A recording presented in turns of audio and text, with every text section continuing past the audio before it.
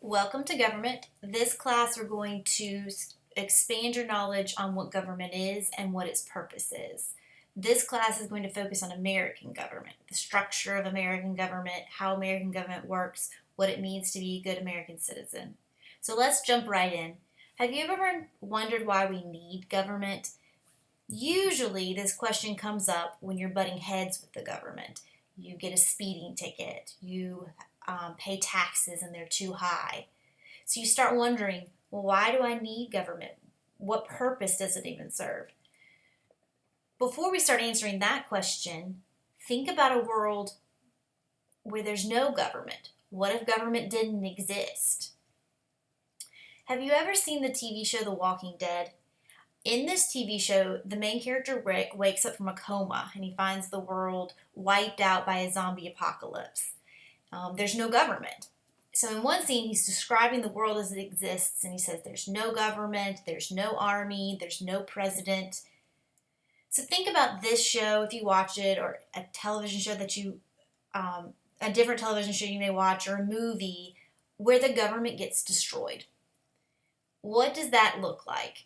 What happens to the people? What happens to society?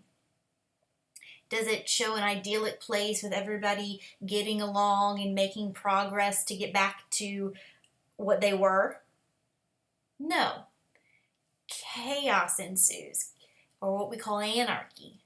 Because if there's no structure, if there's no government, society begins to break down and it doesn't exist as people work just to survive. Why? Because people don't always do what's right. People take what they want, they look after themselves, they look after their group first. Nobody wants to live in a place where there's no organization, where people are free to do whatever they want, to whomever they want, take what they need. James Madison, who is the father of the Constitution, he probably said it best when he wrote, "What is government itself but the greatest of all reflections on human nature? If men were angels, no government would be necessary.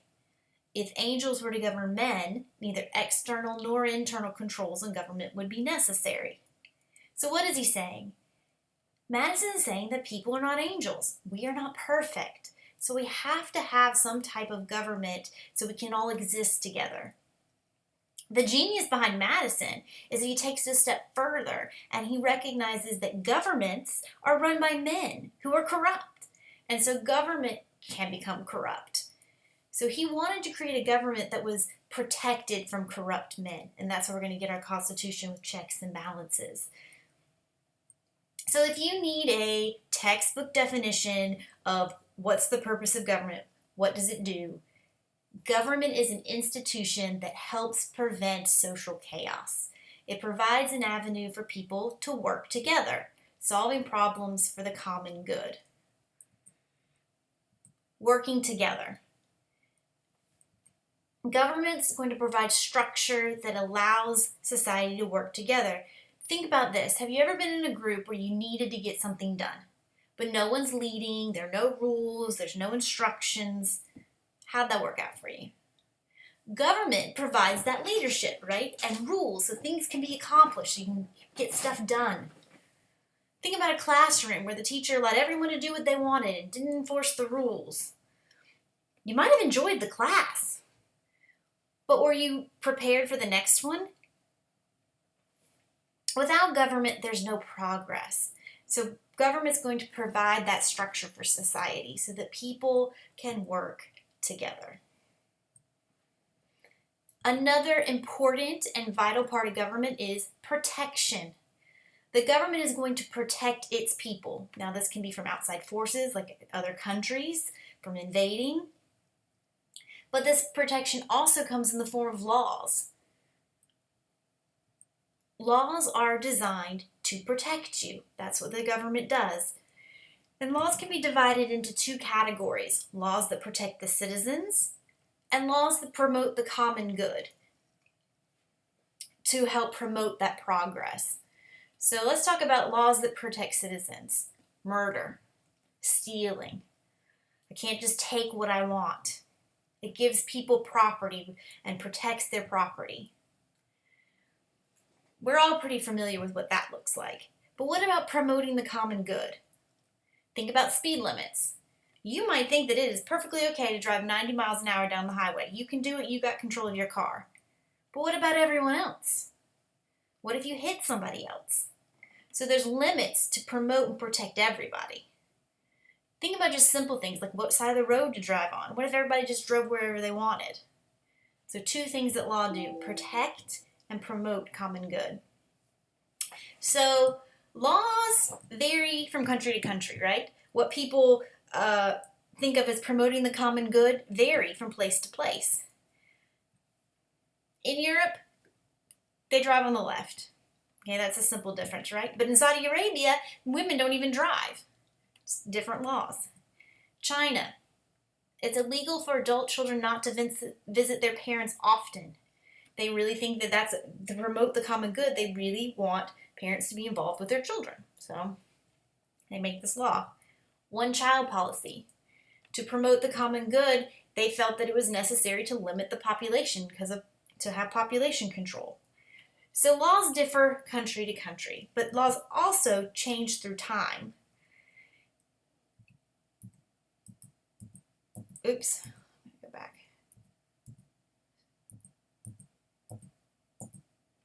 Change through time. Now, what do I mean by this? Laws that existed before, maybe they don't even apply now. If you've never looked up funny laws of South Carolina or ridiculous laws of South Carolina that are still in the books, I would encourage you to do that. There's like a law that says it's illegal to keep a horse in a bathtub. Well, of course, I'm sure that had meaning at some point when horses were used for transportation. It doesn't mean anything to us now. Laws are going to change in the future. Think about all the laws that you're going to need for the internet. Privacy laws. What about drones? How high can they fly? Where can they fly? So laws change country to country based upon what that country's needs are and their values, and they change through time. So what must a government have to exist? It can't just spring up from nothing, right? Governments must have legitimacy. Now, what's legitimacy? Textbook definition: the recognition and acceptance of the governing structure, principles, and authority and expression by the citizens of the political unit. Wah, wah. What does that mean? People have to recognize the government. They have to know that this is their government and they're going to follow what that government does. A lot of times when we go into the Middle East to establish democracies or establish a government, America thinks that it would be, this is how it should look, this is how it should function, but the people don't recognize it. Maybe they wanted a king, or maybe they wanted a theocracy or government ruled by religious law. The people have to support and see that government as legitimate. If they don't, it's not gonna work. It's gonna fall apart. Authority. So you set up a legitimate government. The people are behind it. They believe in what it's doing, and they're going to support what it does. But that government has to have the authority to do the will of the people. Think of it this way: if you go into a store and you need to get something done, and the person behind the counter says, "Oh, well, I don't have the authority to give you your cash back." Well, then bring whoever it is in. Well, who is it? Bring that person in. So the government, if they don't have the authority to carry out the will of the people, not going to last. Now, to have that authority, you have to have power, right, to carry it out. And that's why when governments emerge, usually they take out the military first, get rid of what might present an obstacle. When they come to power, they usually bring an army with them. You have to have the power to carry those out. So those are the three things that governments must have to exist: legitimacy, authority, and power. Different types of governments. There's not just one government. Everybody doesn't have a democracy, and democracy hasn't existed forever. So there's all types of different governments. There's an autocracy, an oligarchy, theocracy, fascism, communism, democracy, which we're going to spend a lot of time talking about, and republic, which we'll also spend a lot of time talking about. So let's look at these different types so you just recognize that there's different ways to control the people. There's different ways to provide social structure. First type of government is an autocracy, ruled by one person, holds all the power, makes all the decisions, autocracy. Now, autocracy can be a monarch. The monarch rules, he's one person. So kings, queens, think about England. A monarch is ruling through an autocracy. They're an autocrat. But there's also a different type of autocracy, a dictator. Comes to power by force. Okay, so in a monarchy, they come to power by heredity. The children of their children, right? It's just by birth. Usually through male children, except for when Queen Elizabeth became queen. So they're just born and it's passed down. But a dictator, ruled by one, comes to power by force. So think of like Hitler. The next type we want to look at is, well, what if there's more than one person? An oligarchy.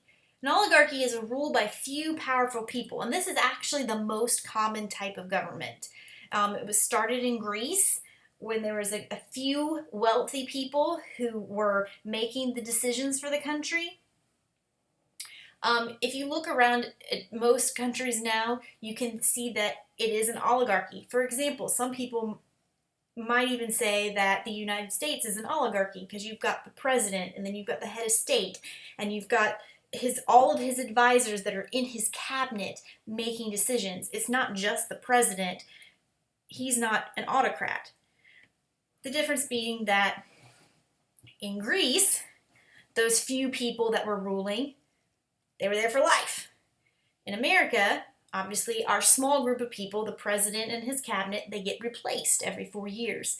But still, if you have a government that is ruled by different people, that's an oligarchy.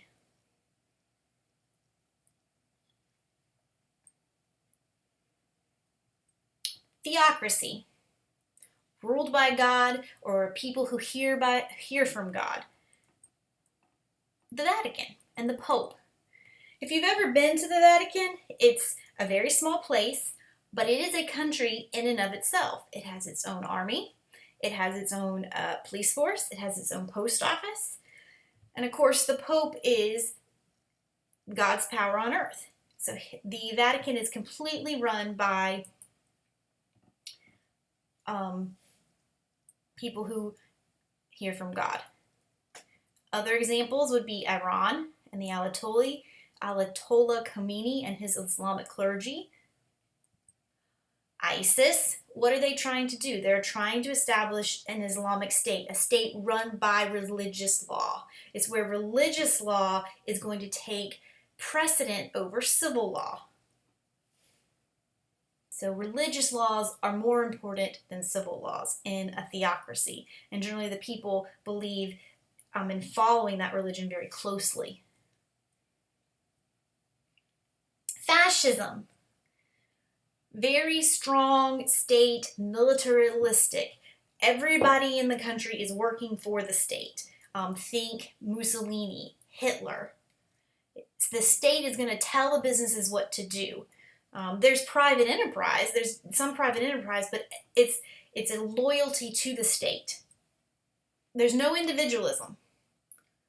Right? Think about Hitler and his superior Aryan race, right? He wanted to eliminate the Jews and eliminate gay people and gypsies. No individualism in a fascist state. So that's strict class structure, the Nazis.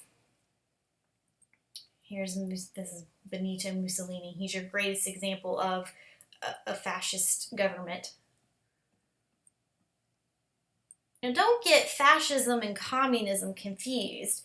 In communism, it's stateless. It's classless. Now pure communism has never completely existed because it's where everybody holds everything in ownership. There's actually not a state. It's completely stateless, common ownership.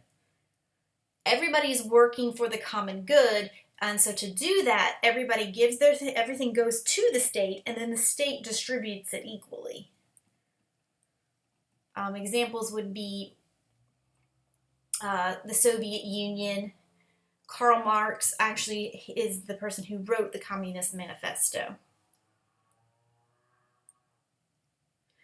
So democracy and republic are the two forms of government that we are really going to focus on in this class. So we're going to devote entire lessons to that. But that is your very first lesson in government.